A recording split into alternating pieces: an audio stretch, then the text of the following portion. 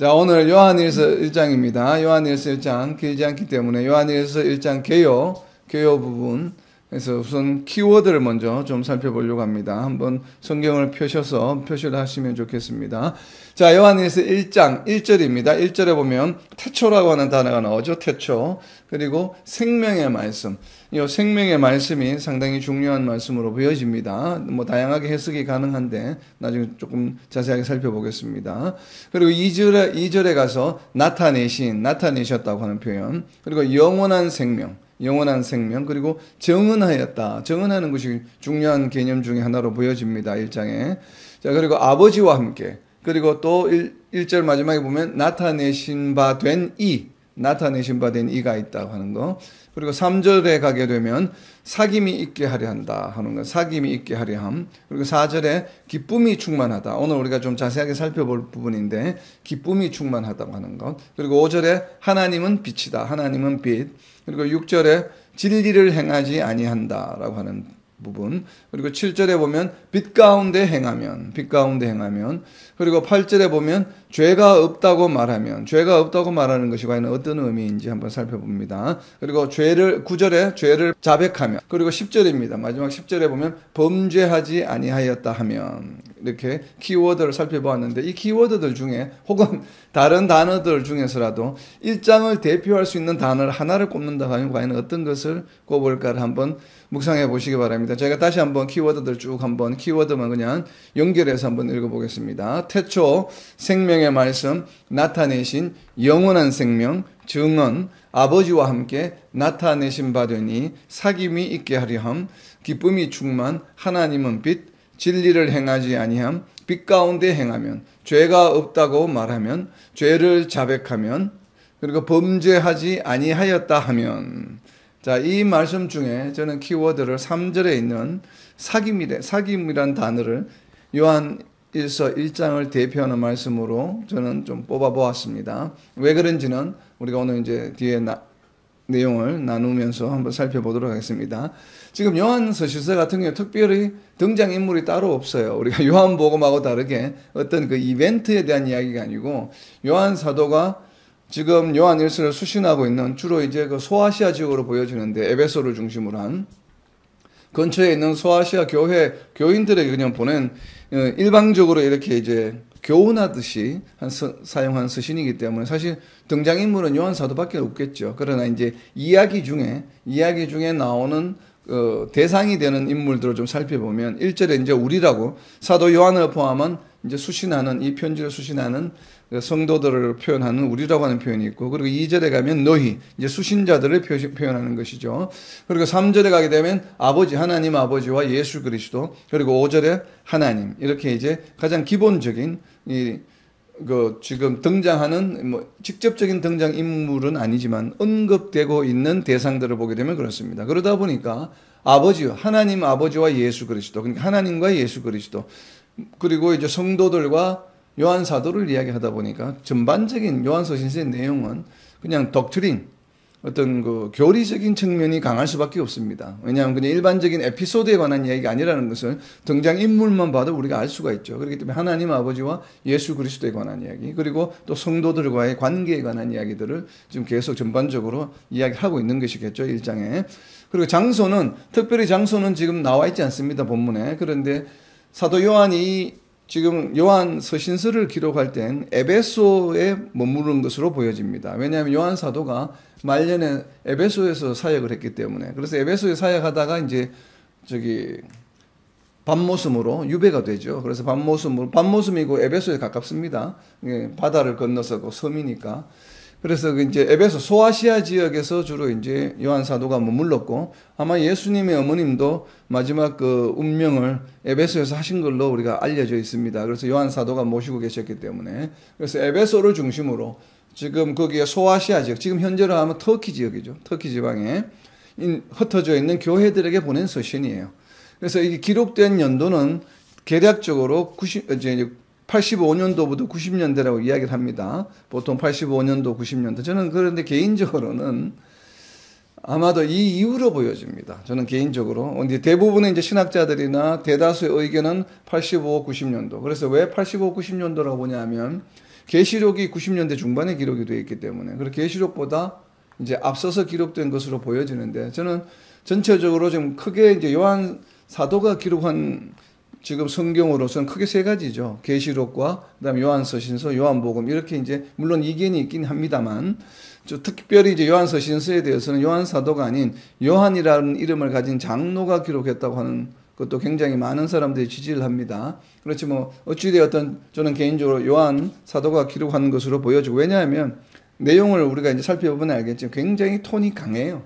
강하고 이제 요한복음과 주제가 굉장히 동일한 것이 많고 그리고 이렇게 요한 사도가 요한복음서와는 다르게 요한서신서에서 굉장히 강력하게 어떻게 보면 지금 야고보서보다도 더 강하게 강력하게 권면하고 있는 것을 보게 되면 굉장히 뭐 극단적인 표현들이 많이 나옵니다. 물론 강조적인 표현이겠지만 자 이러한 이야기를 할 수 있다고 하는 것은 그냥 요한 사도가 예수님과 함께 3년 공생의 어떤 그 사역을 함께 한 것, 3년 반 동안 공생한 것만으로는 과감하게 이렇게 표현하기 어려운 표현들이 많이 나옵니다. 요한서신서에. 그런 걸로 봐서는 천국을 체험한 것으로 보여집니다.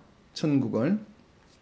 그래서 정말 예수님이 부활하신 이후에 한참이 지난 세월 이후에도 정말 본인이 직접 천국을 방문해보고 천국에 대한 환상과 이미지를 보고 예수님과 다시 대화를 하고 이러한 메시지를 받지 않는다면은 이렇게 강한 메시지를 아마 하기가 힘들 거예요. 아마 우리도 한번 상상해보면 우리가 상상해 볼 수 있죠. 만약에 여러분이 지금 오늘 저녁에 우리가 뭐 천국 지금 요한사도처럼 밤모습에서 환상을 보고 예수님을 직접 만나고 천국을 직접 눈으로 보고 체험하고 우리가 만약에 다시 돌아왔다고 생각한다면 우리가 어떨까요? 입에 우리가 전하는 메시지, 복음의 메시지가 지금 수준하고 완전히 다르겠죠. 그러니까 지금 그런 체험을 한 상태에서 쓸 수 있는 저는 요한서신서라고 보여지기 때문에 아마도 계시록 이후에 기록된 것으로 저는 보여집니다. 이게 그래서 아마 90년대 후반이나 약 100여 년, 그러니까 요한 사도가 거의 운명하기 직전에 아마 마지막으로 기록한 책이 아닌가 저는 개인적으로. 그래서 요한복음, 계시록, 요한서신서로 저는 기록되어졌다고 보입니다. 그러다 보니까 이제 뭐 요한 2서나 3서는 또 다른 얘기겠죠. 그러니까 특별히 이제 요한 1서에 대해서 제가 지금 이야기를 말씀을 드리는 겁니다. 자, 그렇게 어찌되었든 지금 뭐 신학계에서 통용되는 것은 AD 85년부터 90년대로 보여집니다. 자, 그리고 전반적인 백그라운드는 사도 요한이 관장하던 초대 교회들, 주로 이제 에베소 교회를 중심으로 소아시아에 흩어져 있던 교회들이 가지고 있던 문제점들이에요. 근데 그 문제점들이 어떤 문제점들인가 하면 계시록에 다 나오죠. 계시록 2장과 3장에 나와 있는 7교회가 보유하고 있던 동일한 문제예요. 같은 시기에 있었던 문제들이기 때문에 그 문제들에 대해서 계시록에서 이야기하는 것과 왜냐하면 계시록에서 이야기하는 것은 예수님의 메시지를 7교회에 전하는 메시지를 그대로 받아서 전하였기 때문에 그 메시지 내용과 동일한 문제를 가지고 있는 지금 교회들에게 요한 사도가 지금 기록하고 있는 것은 다르겠죠, 관점이. 물론 이제 우리가 성령의 인도하심을 받아서 성경은 다 기록되어 있다고 생각하지만 그러나 계시록의 7교회에 보내는 메시지는 예수님께서 받아 적으라 해서 그냥 예수님 말씀하신 걸 그대로 전달한 것이에요. 그러니까 전달한 메시지의 내용과 지금 동일한 교회로 보여집니다. 그 지역에 있던 동일한 교회가 또 비슷한 문제를 가지고 있는 교회들에게 지금 요한 사도가 뭐 이렇게 격정적으로 하는 것은 정말 천국을 체험하고 나서 그래서 계시록보다도 메시지가 더 강하죠. 계시록에서 7교회에 전했던 메시지보다도 훨씬 더 강한 톤에 그리고 명확하고 그러니까 이제 설명을 많이 해서 그러다 보니까 지금 요한 1서가 5장으로 되어 있는데 계속 동일한 내용이 반복되는 것처럼 보여집니다. 여러 차례 반복되면서 강도가 강해지기도 하고 또 다른 각도에서 보면서 동일한 이슈를 계속 지금 전하고 있는 것입니다. 자, 그러한 배경을 가지고 있습니다. 자, 그럼 이제 1절부터 좀 살펴보려고 합니다. 1절부터. 자, 태초부터 있는 생명의 말씀에 관하여는 우리가 들은 바요, 눈으로 본 바요, 자세히 보고 우리의 손으로 만진 바라. 아멘. 자, 여기서 생명의 말씀인데 이 생명의 말씀은 무엇을 의미할까요? 생명의 말씀. 지금 한글 번역에는 생명의 말씀인데 헬라어 원어를 보게 되면 말씀이라고 하는 단어와 생명이라고 하는 단어, 그러니까 두 개의 명사가 나란히 되어 있어요. 그러니까 말씀이라고 하는 명사가 먼저 나오고 그리고 생명이라고 하는 명사가 뒤에 나오면서 뒤에 나오는 이 지금 생명이라고 하는 헬라어가 우리로 한글로 말하면 이제 한국말로 말하면 소유격, 오늘 이제 제너티브, 그러니까 제너티브인데 소유격으로 되어 있는데 이 소유격을 해석하는 방법이 다양합니다. 한 20여 가지가 이제 있는데 특별히 이제 소유격을 뒤에 나오는 이 소유격에 해당하는 명사를 앞에 나와 있는 명사가 동사인 것처럼 해서 그러니까 주어가 되고 앞에 있는 나오는 명사가 목적어처럼 해석할 수가 있습니다. 이렇게. 그리고 아니면은 뒤에 나오는 이 소유격의 명사가 앞에 나와 있는 명사를 수식하는 이런 형태로도 이제 해석이 가능한데 그렇다면 이제 두 가지로 해석이 가능해요. 대표적으로. 그러니까 생명의 말씀이라고 하는 이 단어의 뜻이 무엇일까? 이것을 보면 첫 번째는 생명에 관한 말씀이다. 그러니까 생명에 관한 말씀. 이렇게 해석이 가능하고 두 번째는 살아있는 말씀. 그야말로 그대로 수식하는 것이죠. 생명이라고 하는 단어가 살아있다고 하는 의미가 앞에 나와 있는 명사를 수식하는 살아있는 말씀. 이렇게 이제 해석을 할 수가 있고 그리고 주어처럼 해석하게 되면 생명에 관한 말씀이다. 그러니까 생명에 관한 말씀. 이렇게 이제 해석이 가능합니다. 이게 언뜻 보면 다른 의미처럼 들리죠. 실제로 다른 의미처럼 들리지만 그러나 요한일서 1장에서 그 컨텍스트에서 보게 되면 결국은 동일한 말씀으로 보여주는 이유가 이제 뒤에 이어지는 2절 때문에 그런데 우선 생명에 관한 말씀 그리고 또 살아있는 말씀으로 만약 해석을 하게 되면 그 생명의 말씀 옆에다 좀 적어 놓으세요. 히브리서 4장 12절입니다. 살아있는 말씀이라고 하는 것은 살아있는 말씀이라고 하는 의미는 우선 첫 번째로는 문자적으로는 그대로 히브리서 4장 12절에 있는 말씀이에요. 우리가 성경에 있는 말씀을 우리가 살아있는 말씀으로 해석을 한다고 한다면 바로 히브리서 4장 12절에 있는 말씀과 동일합니다. 자, 히브리서 4장 12절에 있는 말씀 보게 되면 하나님의 말씀은 살았고 운동력이 있어 좌우의 날선 어떤 금보다도 예리하여 혼과 영과 및 관절과 골수를 찔러 쪼개기까지 하며 또 마음의 생각과 뜻을 감찰하나니. 아멘. 그러니까 결국은 성경에 기록되어 있는 말씀을 의미하는 것이죠. 그 말씀은 뭐예요? 어떻게 다른 소설책이나 이런 것처럼 픽스된 게 아니에요. 경제학이나 수학책처럼 그 의미가 고정되어 있는 것이 아니라는 거죠. 살아있다고 하는 것은 다이나믹하다는 얘기죠. 그래서 상황과 여러 가지 환경에 따라서 그 말씀의 의미가 다르게 역사하신다는 것이에요. 그리고 사람마다 다 다르겠죠. 동일한 성경 말씀이 있는데도 불구하고 받는 은혜가 서로 다르다고 하는 것이에요. 이것이 바로 말씀이 살아있다고 하는 표현인데 이것은 이제 성경 말씀에 관한 것이에요. 그런데 이 살아있는 말씀을 성경 말씀으로도 우리가 해석할 수 있지만 살아있는 말씀을 우리가 성경 말씀이 아닌 다른 것으로도 해석이 가능하죠.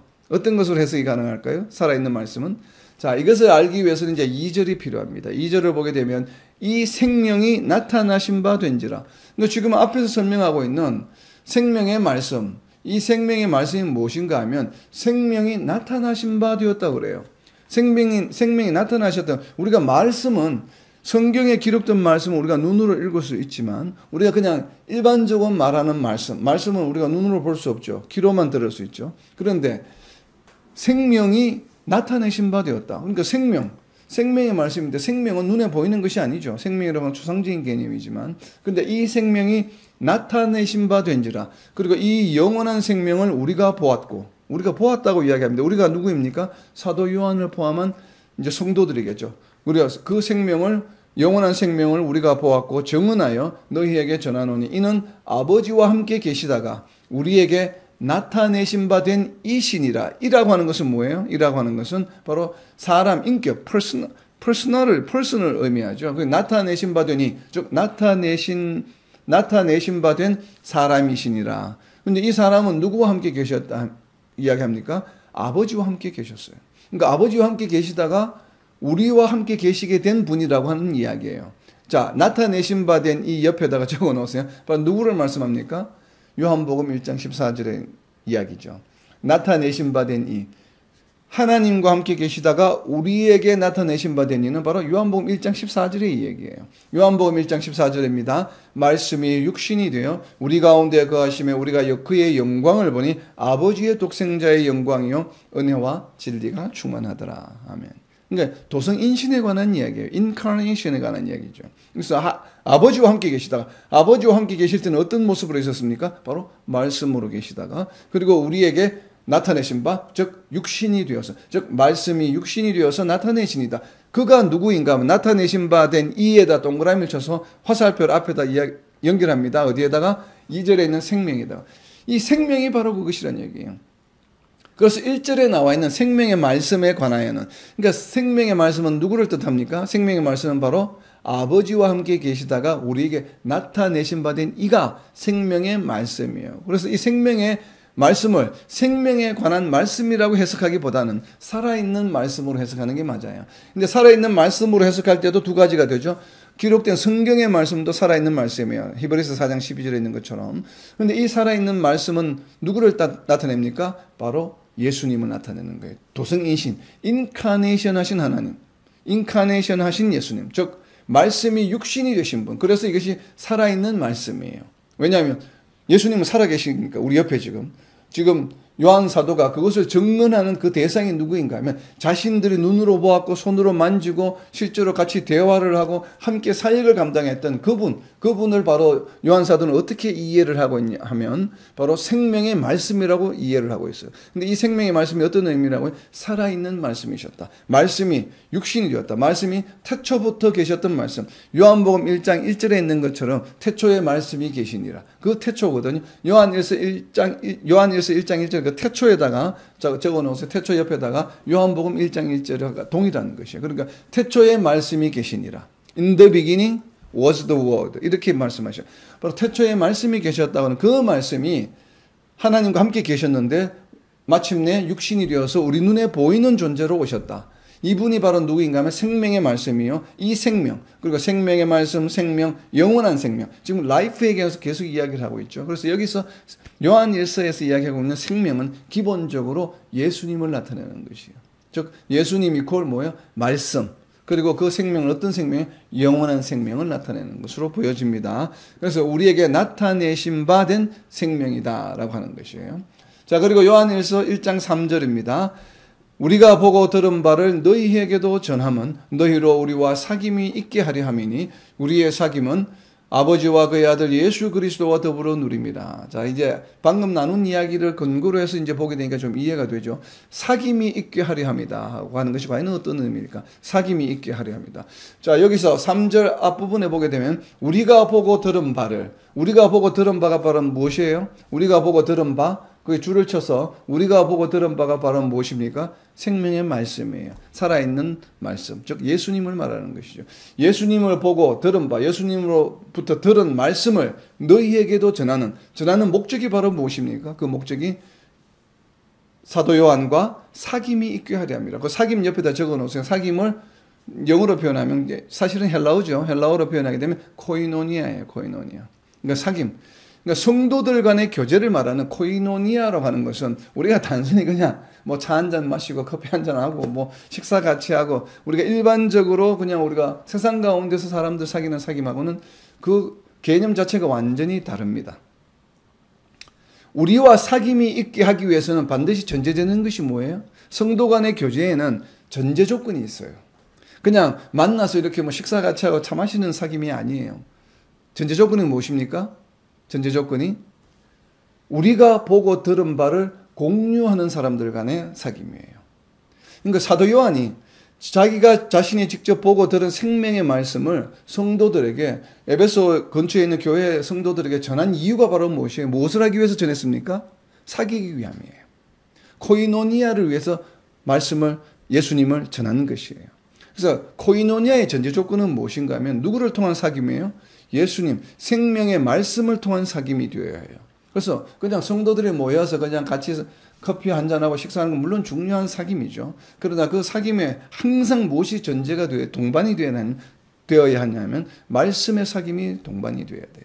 그래서 성도들이 모이면 우선 말씀을 사귀고 또 말씀에 근거해서 서로 대화를 나누고 또 이렇게 사귐을 하면서 뭐 식사도 같이 하고 이제 차도 같이 마시고 커피도 같이 마시면 좋겠죠. 바로 이 사귐이라고 하는 것이 굉장히 중요한 메시지예요. 어떻게 보면 요한서신서에서 가장 중요한 표현 중에 저는 하나로 보여집니다. 그래서 과연 사귐이 있게 하려 함이다라고 하는 것이 어떤 의미인가 하면 기본적으로는 요한일서 다음 주에 우리가 나누게 될 요한일서 6절과 7절에 나와 있습니다. 그래서 간단하게 결론만 말씀드리면 요한일서 7절에 나와 있는 빛 가운데 거하기 위함이에요. 그래서 여기서 말하는 사귐이라고 하는 것은 무엇과 연관이 있냐면 일단은 연결은 시켜놓으세요. 사귐에다 동그라미를 쳐서 1장 7절에 빛 가운데 거함. 사귐이라고 하는 의미가 바로 무엇인가? 코이노니아의 의미가 무엇인가 하면 빛 가운데 거하는 것이에요.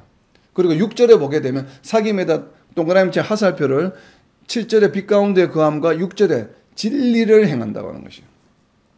코이노니아의 기본적인 개념은 그냥 뭐 식사하면서 웃고 떠드는 것이 아니에요.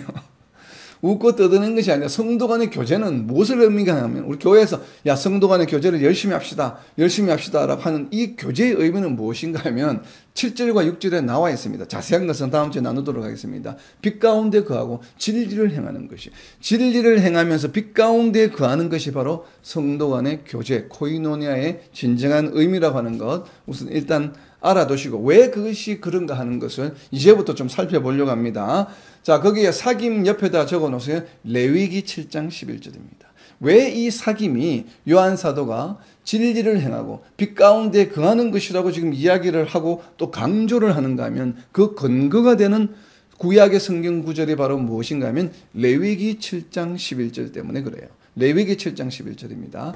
레위기 7장 11절을 살펴보게 되면 여호와께 드릴 화목제물의 규례는 이러하니라. 아멘. 자, 영어 성경을 가지고 계시는 분은 레위기 7장 11절 한번 보시기 바랍니다. 화목제물이 영어로 NIV 성경에 뭐라고 되어 있습니까? Fellowship Offering이에요.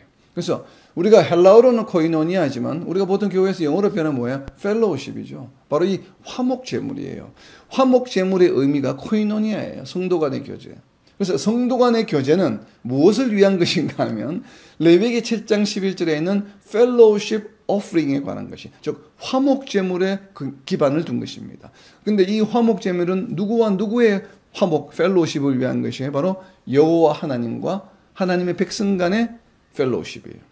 그래서 기본적으로 우리가 코이노니아, 교회 안에서 코이노니아, 하나님 백성들 가운데 코이노니아라고 이야기를 한다면 그 근본적인 첫 출발은 무엇인가 하면 하나님과의 교제예요. 자, 레위기 7장 11절을 옆에다 적어 놓으세요. 신명기 27장 7절입니다. 지금 레위기 7장 11절은 간단하게 되어 있습니다. 여호와께 드릴 화목제물의 규례는 이러하니라. 그리고 이제 화목제물에 대해 쭉 설명하는데 이 내용은 시내산에서 주어졌던 율법이에요. 그런데 40년 후에 모세가 다시 새로운 세대들을 모아놓고 시내산에서 하나님께서 주셨던 율법을 다시 설명을 합니다. 설명하면서 지금 화목제물에 대해서 설명하는 과정 중에 신명기 27장 7절의 내용이 있습니다. 이것이 이제 하나님과의 코이노니아가 어떤 것을 의미하는지를 상세하게 설명해 주는 부분이에요. 신명기 27장 7절입니다. 또 화목제를 드리고, 자, 화목제가 무슨 화목제예요? 레위기 7장 11절에서 이야기하고 있는 Fellowship Offering이에요. 그러니까 Fellowship Offering을 드리고 나서 무엇을 해야 되는가 하면 거기에서 먹으며 네 하나님 여호와 앞에서 즐거워하라. 이것이 바로 코이노니아예요.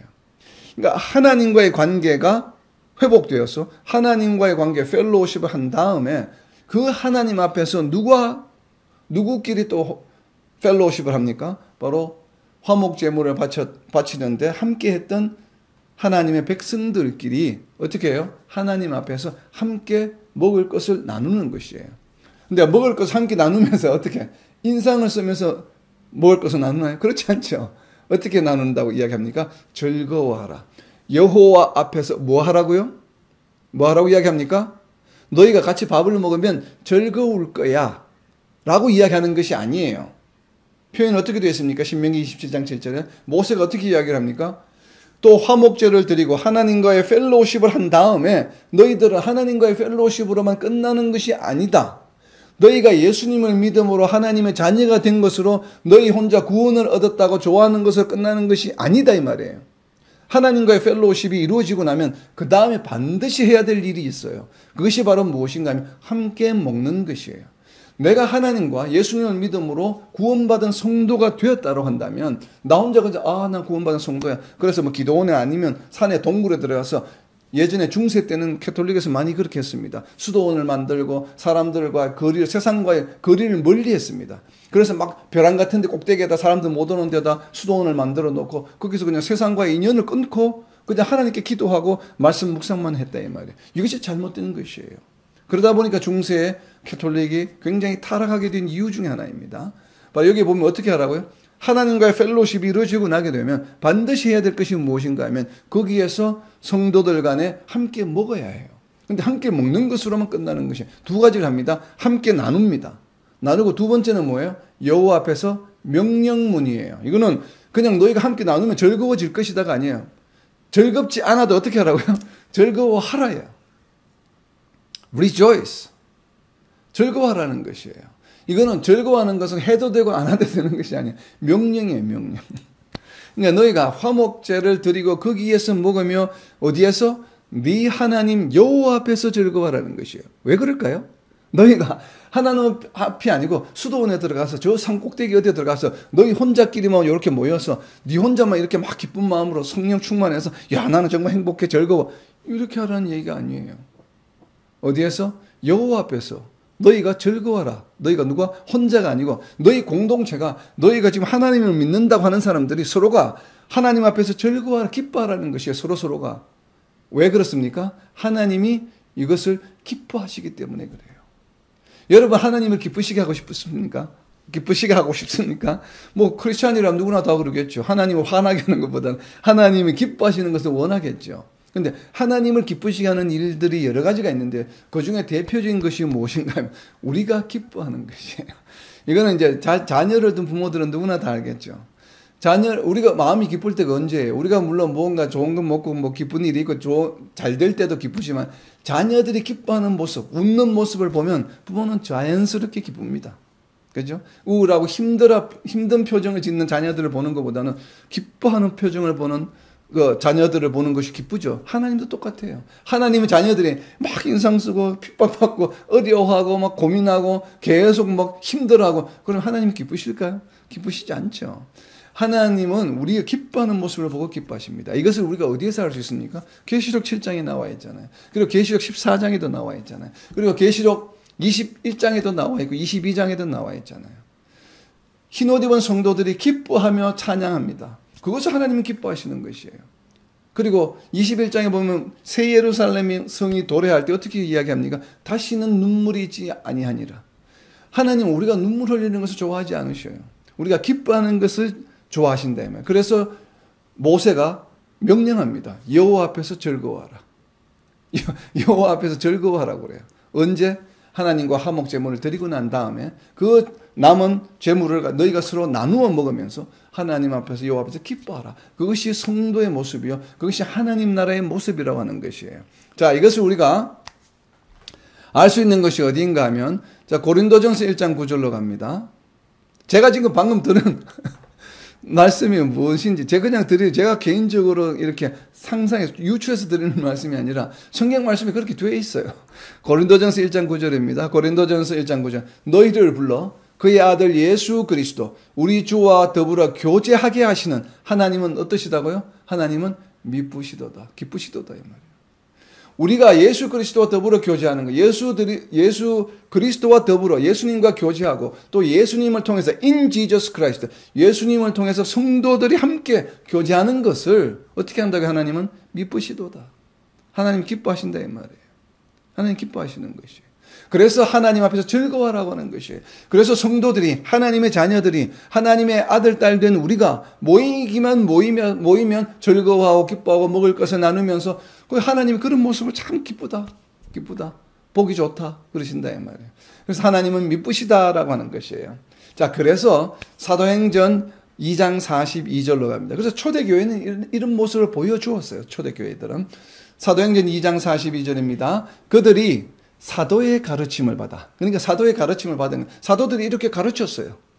성도들에게. 지금 요한 사도도 그렇게 가르치고 있잖아요. 그들이 사도의 가르침을 받아 서로 교제하며 서로 교제하면 뭘 합니까? 떡을 떼며 오로지 기도하기를 힘쓰니라. 그러니까 떡을 떼고 기도하기를 힘쓴다. 서로 나누면서. 자, 이렇게 했다는 것이에요. 자, 그리고 이제 고린도 후서 13장 13절입니다. 자, 그러면 우리가 어떻게 하면 이렇게 교제하면서 기뻐하고 떡을 떼며 이렇게 나누며 또 하나님 앞에서 즐거워할 수 있을까? 우리가 마음이 즐겁지 않은데도 뭐 즐거워하라고 그러니까 어떻게 즐거워해요? 그렇게 할 수 없잖아요. 근데 이렇게 우리가 즐거워할 수 있게끔 해주시는 이가 있어요. 우리가 우리의 의지나 노력을 하는 것이 아니에요. 자, 고린도후서 13장 13절입니다.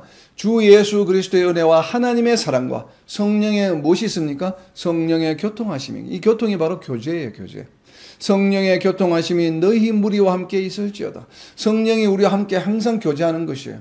우리가 이게 이제 축도할 때 많이 쓰는 구절이죠. 성령의 교통하심이 있는 것이. 그래서 우리가 성령의 하게 해달라고 예배 끝날 때마다 우리가 축도하는 이유예요. 바로 성령이 우리와 함께 하시고 성령께서 우리와 하나님과의 교제, 화목제물, 펠로우십이 가능하도록 해주시고 또 성령을 소유한 자들 가운데서 나도 성령을 소유했고 내 옆에 있는 성도도 성령을 소유하고 있죠. 그렇기 때문에 그 동일한 성령을 통해서 우리가 교제하는 것이에요. 그래서 성령의 교통하심. 성령의 교통하심은 버티컬하고 호리존탈하죠. 그러니까 수직과 수평적으로 성령이 하나님과 우리의 교제도 역사하시고 또 성도들 간의 교제에도 성령이 역사하시는 것이에요. 그렇죠? 성령이 역사하실 때 우리는 기뻐할 수 있는 것이죠. 교제하면서.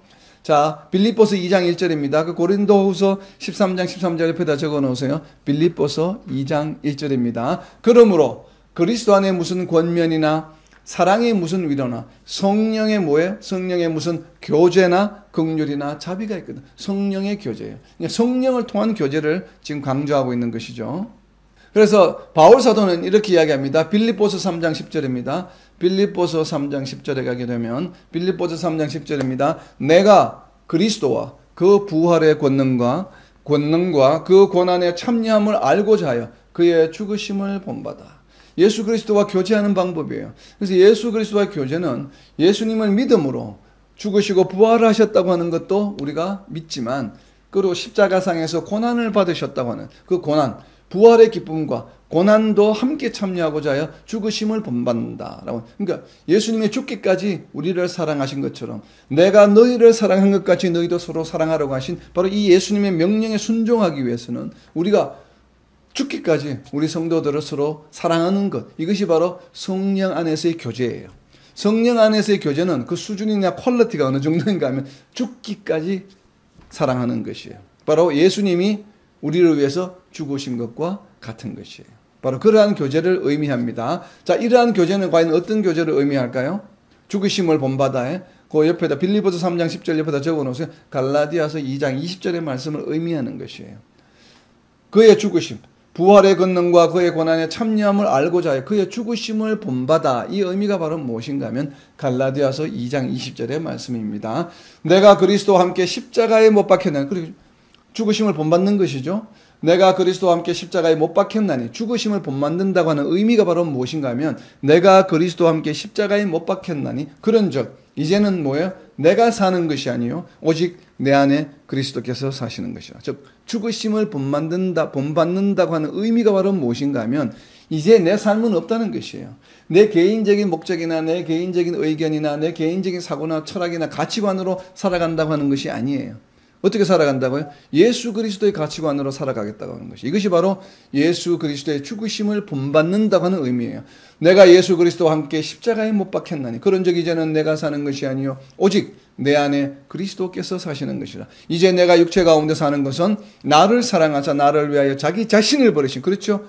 우리를 죽기까지 사랑하신 그 사랑, 하나님의 아들을 믿는 믿음 안에서 사는 것이라. 믿음 안에 산다고 하는 의미가 바로 무엇입니까? 바로 예수님께서 우리에게 명령하신 죽기까지 서로 사랑하라고 하는 이 명령을 지켜 행하면서 살아가는 것. 그리고 모든 것을 우리가 삶의 중심이 누가 되신다고요? 예수 그리스도가 되신다고요. 이것이 바로 예수님의 죽으심을 본받는다라고 하는 의미예요. 우리가 이 의미를 명확하게 이해를 해야 합니다. 그 궁극적인 것은 무엇이에요? 죽기까지 서로 사랑하는 것이에요. 그리고 몸과 힘을 다하여, 온 힘을 다하여 하나님 아버지를 사랑하는 것이에요. 이게 두 가지 사랑이죠. 수직적인 사랑과 수평적인 사랑. 하나님 아버지를 사랑하고 그리고 성도들, 이웃을 사랑하는 것. 이것이 바로 동일한 것이라고 우리가 지난 시간에 나누었죠. 하나님을 사랑하는 것과 이웃을 사랑하는 것이 별개의 것이 아니에요. 동일한 것이에요. 예수님께서 마태복음 22장 37절과 39절에서 분명히 선포하고 계시죠. 39절에 보면 또한 그와 같으니 동일하다고 분명히 이야기를 하고 있습니다. 자, 이렇게 사귐이 있게 되면 이렇게 사귐을 강조하는 이유가 바로 무엇인가 하면 이 사귀는 것은 우리가 아까 구약 성경 신명기에서 본 것처럼 바로 요한일서 1장 4절이에요.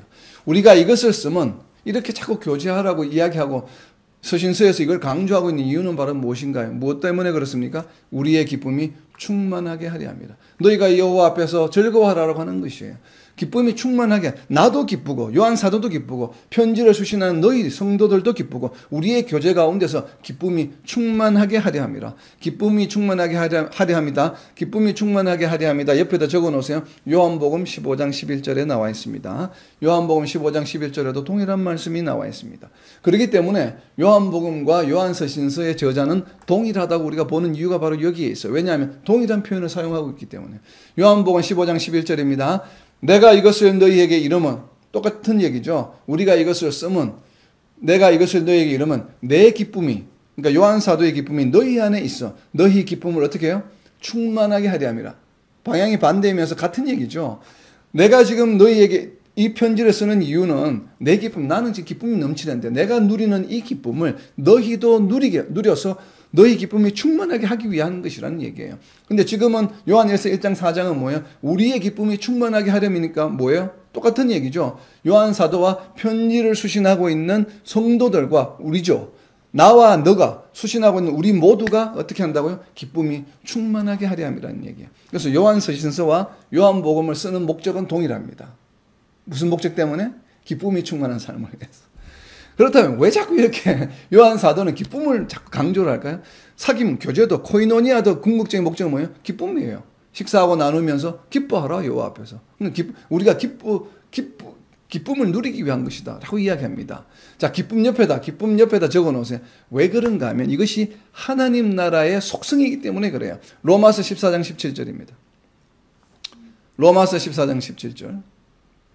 이 말씀 때문에 자꾸 기쁨을 강조하는 것이에요. 로마서 14장 17절 말씀, 하나님의 나라는 먹는 것과 마시는 것이 아니요 오직 뭐예요? 성령 안에 있는 의와 평강과 희락이다. 마지막이죠, 기쁨.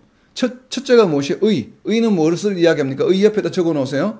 로마 14장 17절 의 옆에다가 믿음이에요.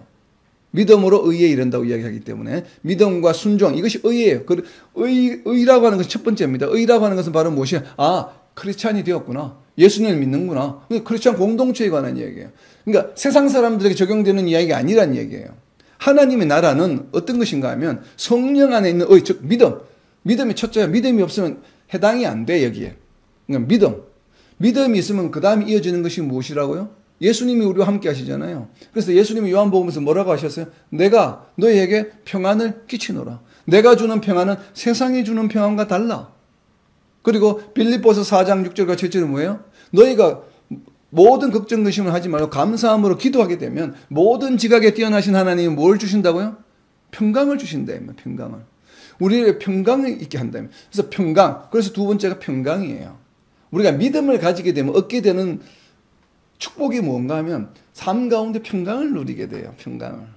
그 평강을 누리는 방법 중에 첫 번째가 뭐예요? 빌립보서 4장 6절에 있는 7절에 있는 거죠. 기도할 수 있는 권한이 우리에게, 자격이 우리에게 주어졌다 이 말이에요. 왜냐하면 성령이 우리와 함께 하시기 때문에.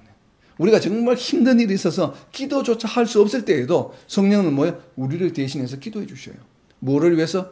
우리의 평강이 회복되기 위해서. 우리로 하여금 평강을 얻게 하기 위해서 성령께서 우리를 위해서 기도해 주시겠다 한다 이 말이에요. 그리고 또 우리가 기도하게 되면 모든 지각에 뛰어나신 하나님이 우리를 평강으로 인도해 주신다 이 말이에요. 이것이 바로 하나님 나라 백성이 가지고 있는 특권이에요, 특권. 이거 세상 사람들이 누릴 수 없어요. 세상 사람들은 평강을 언제 누립니까? 로또에 당첨되거나 아니면 내가 승진했거나 이럴 때 막 기분 좋고 평강이 있지만 그것은 전부 한시적이죠. 그죠? 승진해도 여러분 직장 생활 해보신 분은 다 경험해 보셨지만 승진한 기쁨은 2, 3일밖에 안 갑니다. 승진했을 때 기쁘죠. 일주일 지나면 똑같죠. 이미 승진했는데 그건 한시적인 것이에요. 그런데 하나님 나라, 예수님이 우리에게 주시는 평안은 세상이 주는 평안과 달라요. 어떤 평안이에요? 이터널, 영원한 평안이에요.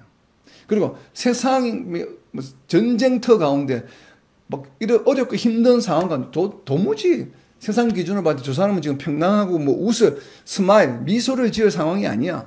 돈도 없어. 당장 뭐 저녁거리도 뭐 없을 정도로 고민하고 있어. 어려움이 많아. 사업이 잘 안 돼서 힘든 상황을 겪고 있어. 그런데도 몸이 아파. 죽을 병이 그래서 뭐 지금 오늘 내일 하는데도 얼굴에 미소가 환하고 마음의 평강을 누리고 있다. 이것이 예수님이 주시는 평안이에요. 주변 환경과 여건에 따라서 얻어지는 평안이 아니에요. 전적으로 성령의 역사, 성령이 하나님과 우리와의 교제를 통해서 얻어지는 평안이에요. 성령께서 하나님과 우리의 사이에 교제하는 것은 무엇이에요? 바로 기도의 응답이에요. 우리로 하여금 기도할 수 있게 하시고 또 기도의 응답을 받는 그 통로가 되어주시는 분이 성령이시다 이 말이에요. 그래서 그것을 통해서 얻어지는 평강이기 때문에 세상이 주는 평강과는 다르죠. 바로 그 이야기를 하는 것입니다. 그래서 마지막은 뭐예요? 그래서 희락인 거예요. 기쁨인 거예요. 그래서 하나님 나라의 속성 세 가지입니다. 세 가지 요소는 뭐예요? 의, 믿음과 평강과 희락이라. 우리가 이것을 잊어서는 안 돼요. 여러분들은 하나님 나라의 백성들입니까? 그럼 당연히 믿음이 있죠. 이건 누구나 있습니다. 근데 뒤에 있는 두 가지가 문제예요. 우리가 때로는 평강을 이룰 때가 있어요. 그때는 어떻게 무엇을 해야 됩니까? 즉시로 빌립보서 4장 6절 말씀과 7절 말씀을 기억하면서 기도해야 돼요. 평강이 회복될 때까지. 그러면 반드시 평강을 주십니다. 그리고 세 번째는 뭐예요? 희락, 기쁨이 넘치는 삶. 기쁨이 넘치는 삶을 살아가는 것이 하나님 나라 백성들의 의무예요. 그래서 지금 요한 사도가 계속 지금 강조하고 있는 거예요. 지금 이때가 언제예요? 80년대, 90년대라 이 말이에요. 지금 로마에 의해서 굉장히 크리스천들이 핍박을 받는 시대예요. 그래서 성도들이 다 숨었어요. 카타콤이라고 하는 지하 땅굴을 파고 들어가서 몇십 년간 그냥 지하에서 살면서 신앙생활을 하던 그런 때라 이 말이에요. 그런데 무슨 기쁨이 있겠어요. 그죠? 그런데 그때 기쁨이 넘쳤다 이 말이에요. 사람들, 성도들이. 무엇 때문에?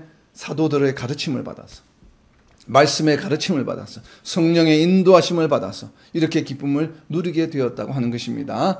자, 이것을 우리가 어디에서 알 수 있냐 하면 바로 이어지는 우리가 사도행전 13장 52절에 있습니다. 사도행전 13장 52절입니다. 제자들은 기쁨과 성령이 충만하니라. 여기서 제자들은 누구를 의미합니까? 뭐 예수님의 제자들이겠죠. 지금 복음을 전거하고 있는, 당연히 또 예수님의 제자가 된 사람들이겠죠. 즉 오늘날로 이야기하면 성도들이에요. 성도들은 어떤 사람들이라고요? 기쁨과 성령이 충만하니라. 우리가 성령 충만하게 해달라고 기도를 많이 합니다. 그런데 우리 자신이나 다른 사람들이 기도하는 거 보면 기쁨이 충만하게 해달라고는 잘 기도를 안 하죠. 근데 지금 보면 뭐라고 되어 있습니까? 제자들은 거기 적어 놓으세요. 다른 성도들은 기쁨과 성령이 충만하니라. 성령보다도 기쁨이 앞에 있어요. 기쁨과 성령이 충만하니라. 그러니까 하나님 나라 백성들의 삶의 모습이 세상 가운데 어떻게 드러나야 되는지를 보여주는 것이에요. 그래서 세상 사람들과 어떻게 된다고요? 구별되는 것이에요. 아, 저 사람은 하나님의 자녀구나 라는 것이 세상 가운데 드러난다. 왜? 기쁨이 넘치기 때문에. 그죠? 성령이 충만한 것은 세상 사람들이 잘 몰라요. 우리가 성령이 충만한지 안 한지 뭐 믿음이 없는 사람들 어떻게 알겠습니까? 그죠? 모르죠. 그러나 세상 사람들 바라보았을 때 우리가 기뻐하는지 아니면 상을 만날지 그러고 있는지 막 슬퍼하는지 보면 그 세상 사람들도 알 수 있죠. 쟤는 왜 저렇게 실실히 맨날 웃고 있지? 왜 저렇게 기쁨이 넘쳐 있지? 왜 모든 일에 긍정적이고 막 저렇게 기쁨이 넘쳐나지? 항상 얼굴이 밝지? 해와 같이 밝지? 이런 것은 세상 사람들도 알아볼 수 있다 이 말이에요. 그래서 바로 성도들은, 제자들은 기쁨과 성령이 충만하니라라고 이야기합니다. 바로 자, 그리고 왜 그런가 하면 우리가 그러면 어떻게 기뻐해 줄 수 있을까? 아, 나도 분명히 믿음이 있고 한데 나는 기쁨이 없을 때가 더 많은데. 근데 기쁨이 넘치는 방법이 있어요. 그래서 또 예수님께서는 어떻게 하면 기쁨이 넘칠 수 있는지를 직접 예수님께서 가르쳐 주셨습니다. 자, 그 기쁨이 충만, 기쁨 옆에다 적어 놓으세요. 마태복음 13장 20절입니다. 예수님이 가르쳐 주신 방법이에요. 마태복음 13장 20절입니다. 돌밭에 뿌려졌다는 것은 말씀을 듣고, 즉시 뭐예요? 기쁨으로 받대. 우리가 이 표현을 잘 기억을 하지 못하죠. 우리가 성경 말씀을 공부하고 할 때 보면 말씀 내가 심각하게 공부해야지, 열심히 공부해야지, 열심히 은혜롭게 공부해야지, 이런 우리가 표현을 많이 하지만 뭐예요? 여기는 예수님은 무엇으로 설명하십니까? 기쁨으로. 말씀을 들을 때 뭐 한다고요? 기쁨으로 받아야 된다는 것이에요. 심각하게 받아들이는 것이 아니라 말씀이 참 이게 아니라 기쁘게 기쁨을 막 받아야 돼. 정말 기쁘네. 여러분들도 이제 그런 체험을 해보시기를 원합니다. 저희가 이제 말씀을 들을 때는 뭐예요? 뭐 한다고요? 기쁨으로 받대요. 근데 기쁨을 받는데 어떻게 기쁨을 받아요? 기쁨을 받는데 부사가 하나 붙어 있죠. 무슨 부사입니까? 즉시 기쁨으로 받대요. 자, 머뭇머뭇거리면 안 돼요. 말씀을 듣는 순간에 바로 뭐예요? 아멘으로 즉시 기쁨으로 받아야 된다는 것이. 자, 이 말씀 옆에 마태복음 13장 20절, 이 말씀 예수님께서 가르쳐 주신 말씀인데, 이 예수님께서 가르쳐 주신 말씀을 바울 사도는 어떻게 해석을 했느냐 하면 로마서 15장 32절입니다. 로마서 15장 32절. 바울 사도는 이렇게 이해를 하고 해석을 했습니다. 나로, 그러니까 바울 사도 자신이죠. 나로 하나님의 뜻을 따라. 하나님의 뜻이 바로 무엇이에요? 말씀이죠. 하나님의 뜻이 바로 어디에 기록이 되어 있어요? 전부 말씀에 하나님 뜻이 기록되어 있는 것이 아니에요. 하나님의 뜻을 따라 뭐 한다고요? 기쁨으로 너희에게 나아가 너희와 함께 편히 쉬게 하라. 그러니까 바울 사도가 하나님의 말씀을 기쁨으로 받고서 자기만 간직하고 있는 것이 아니에요. 하나님의 뜻에 따라 기쁨으로 너희에게 나아가. 이제 복음을 전가하기 위해서 너희에게 나아가고 말씀을 전하기 위해서 이제 성도들에게 나아가고 이것이 바로 무엇인가? 하나님의 뜻에 따라 하는 것이에요. 그런데 그것을 하나님의 뜻에 따라 뭔가 일을 할 때 어떻게 한다고요? 심각하게 하기 싫어서 억지로 하나님의 명령이니까 하기 싫지만 그냥 마지못해서 아니에요. 우리가 선교의 사명이든 교회에 순종하든 교회 무언가의 역할을 사역을 감당했다고 한다면 그것은 어떤 일이에요? 기쁨으로 해야 될 일이에요. 부담으로 해야 될 일이 아니에요. 그래서 내 마음속에 기쁨이 없다고 한다면 그 주어진 일을 잠시 멈추는 것도 필요합니다. 그래서 다시 내가 기쁨으로 할 수 있을 때 회복할 때까지 기다리는 것이 필요해요. 아니면 기쁨이 생기도록 계속 끊임없이 기도해야 돼요. 막 계속 기도를 하는데도 기쁜 마음이 생기지 않아요. 그런데 교회의 눈치가 보여서 내가 집사니까 장로니까 권사니까 이걸 해야 돼. 그냥 마지못해 산다고 그러면 과연 하나님이 그걸 보시고 기뻐하실까요? 우리가 그 하는 일을 보면서 하나님께서 우리는 어떨 때 하나님이 기뻐하신다고요? 우리가 기뻐하는 모습을 보실 때 기뻐하셔요. 그런데 내가 기쁜 것이 아니라 막 정말 억눌려서 마지못해서 하기 싫은데 그냥 끌려가듯이 억지로 내가 뭐 집사니까 이거 할 수 없이 해야지 하면서 하는 모습을 본다면 하나님이 과연 기뻐하실까요? 하나님이 기뻐하시는 일이 아니에요. 차라리 그냥 안 하고 내가 기뻐하는 모습을 보는 것을 하나님은 더 기뻐하실지 몰라요. 물론 하나님의 속마음을 우리가 알 수는 없지만 그러나 하나님은 우리가 기뻐하시는 것을 원해요. 어찌 되었든 간에. 그래서 저는 막 이런 많은 일들이 주어졌을 때 조금 일을 줄이라고 권합니다. 줄여서 내가 기쁜 마음으로 할 수 있는 정도의 일을 하는 것이 나도 기쁘고 그것을 바라보는 하나님도 기뻐하신다는 것이 우리가 그 원리를 잘 깨달아야 합니다. 그래서 바울 사도가 이야기한 것처럼 하나님의 뜻을 따라 일을 할 때 기쁨으로 나아가는 것이에요. 그래서 너희와 함께 편히 쉬게 하라. 이런 말씀이 가능한 것이죠. 자, 동일한 말씀입니다. 유사한 말씀을 빌립보서 1장 4절입니다. 빌립보서 1장 4절입니다. 역시 바울 사도가 이야기하는 것이에요. 빌립보 교회 성도들을 위해서 기도할 때 하는 것입니다. 간구할 때마다 너희 무리를 위하여 성도들을 위하여 무엇으로 한다고요? 기쁨으로 항상 간구함.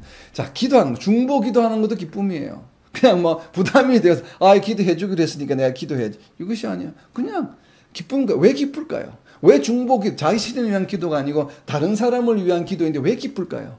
그 기도가 어떤 시간이기 때문에 하나님과 교제하는 시간이기 때문에. 코이노니아예요. 펠로우십이에요. 하나님과 교제하기 때문에 기쁜 것이에요. 여러분 그런 경험을 하셨죠 다? 연애를 해보신 경험이 있으신 분은 다 자기가 사랑하는 사람과 만났을 때 그냥 같이 공간에 있는 것만으로 그냥 아무것도 안 하는데도 그냥 기쁘고 즐겁죠. 바로 그것이에요. 하나님과 교제하는 시간이기 때문에 기쁜 것이에요. 기도의 시간은. 기도가 어떤 기도예요? 그냥 일방적으로 뭐 ATM 머신에 가서 돈을 찾듯이 내가 원하는 것을 그냥 요구하는 시간이 아니에요. 기도는. 기도는 무엇이라고요? 기도는 하나님과 내가 지금 만남을 가지는 시간이에요. 하나님과 내가 지금 대화를 하는 시간이다. 그래서 내가 기도하고 또 하나님의 말씀을 들을 시간을 여유를 드리고 하나님의 음성을 듣기를 소망하면서 기도를 그렇게 하는 것이죠. 하나님과 대화하듯이. 하나님과 대화하듯이 대화체로 기도하는 것도 여러분 한번 시도를 해보시기 바랍니다. 은혜가 달라요. 바로 그런 것처럼 기쁨으로 항상 간구하는 것이에요. 자, 데살로니가전서 1장 6절입니다. 마지막입니다. 데살로니가전서 1장 6절. 이런 기쁨, 나는 아무리 기도할 때도 안 기쁘던데. 이런 우리가 경험이 있잖아요. 그런데 이것을 기쁘게 해주는 데 그 방법이 있습니다. 데살로니가전서 1장 6절입니다. 또 너희는 많은 환난 가운데서 성령의 기쁨으로 말씀을 받아 우리와 주를 본받은 자가 되었으니. 어떻게 본받는 자가 되었습니까? 성령의 기쁨으로 말씀을 받았어요. 아까 예수님께서 어떻게 말씀하셨습니까? 말씀을 받되 즉시 기쁨으로 하되. 근데 그게 무엇이 생략되어 있었어요? 성령이. 성령의 기쁨으로 말씀을 받는 것이에요. 그냥 내가 기뻐 받아야죠. 잘 안 되거든요. 근데 성령의 인도하심을 받게 되면 말씀을 받는 즉시 기쁨이 되는 것이에요. 예수님께서 바로 가르쳐 주신 것이에요. 그죠? 즉시 기쁨으로 받되, 자, 마태복음 13장 20절에 있는 말씀은 좋은 말씀은 아니에요. 기쁨을 받았는데 그만 사그러들었다는 것을 표현하는 것인데, 제가 이제 앞부분만, 말씀을 받는 부분만 지금 강조를 한 것입니다. 동일하게 성령의 기쁨으로 말씀을 받아야 돼요. 우리와 주로 본받은 자가 되었으니. 자, 오늘 말씀을 이제 정리하려고 합니다. 마지막에 있는 1장 4절 말씀을 가지고 이제 적용을 하려고 합니다. 기쁨이 충만한 삶을 살자는 것이에요. 오늘 제가 지금 나눈 말씀은 기쁨, 계속 기쁨이죠. 기쁨. 예수님이 가르쳐 주신 것도 기쁨, 쓰는 목적도, 지금 요한 사도가 이 편지를 쓰는 목적도 기쁨, 교제하는 것도 뭐예요? 하나님 앞에서 기뻐하라, 즐거워하라는 것이에요. 기쁨이 충만한 삶을 살아야 돼. 왜 그렇습니까? 하나님 나라의 속성이 그렇기 때문에. 의와 평강과 희락이기 때문에, 기쁨이기 때문에 그래요. 우리에게 주어진 특권이에요. 특권을 누려야죠. 그래서 기쁨이 충만한 삶을 살자. 두 가지 이제 행동 수칙을 정해봅니다. 성령의 기쁨으로 말씀을 받자. 첫 번째, 말씀을 받아야 돼요. 말씀을 어떻게 받아요? 즉시 기쁨으로 받아요. 즉시 기쁨으로. 근데 이것을 즉시 기쁨을 받았는데 그냥 사그러 들으면 안 돼요. 지금 돌밭에 뿌려진 것처럼. 돌밭에 뿌려진 것이 아니고 옥토에 뿌려진 것처럼. 말씀의 기쁨을 받아서 뿌리를 내리고 자라게 해야 되죠. 그것은 바로 무엇이에요? 들은 말씀을 계속 반복하면서 묵상하고 메디테이션 하는 것이죠. 묵상하면서 어떻게 해요? 삶 가운데 실천해야 되는 거예요. 말씀을 기쁨으로 받기만 하고 그냥 잊어버리면 돌밭에 떨어진 것이에요. 씨앗이. 그래서 그렇게 되어서는 안 되고 말씀을 기쁨을 받아서 옥토에 떨어져서 뿌리를 내리고 자라게, 말씀이 내 삶 가운데 자라게 해야 되겠죠. 그래서 받은 말씀을 어떻게 해요? 매일 하나씩이라도 실천해보자. 실천해서 그래서 본받는 자가, 본받은 자가 되자. 바로 데살로니가전서 1장 6절에 있는 말씀입니다. 말씀을 성령의 기쁨으로 말씀을 받아서 정말 뿌리를 내리게 해서 삶 가운데서 하나씩 처음에는 힘들죠. 그렇지만 연습하고 노력하다 보면 어느 날에는 하나가 되고 또 다른 하나가 되어서 이것이 쌓여서 어떻게 돼요? 의인은 믿음으로 말미암아 살리라. 이러한 삶이 우리 삶 가운데서 이루어지는 것이에요. 바로 이러한 의인의 삶을 살아가는 저와 여러분들이 이 땅의 모든 하나님의 백성들이 되시기를 예수님의 이름으로 선포합니다. 아멘.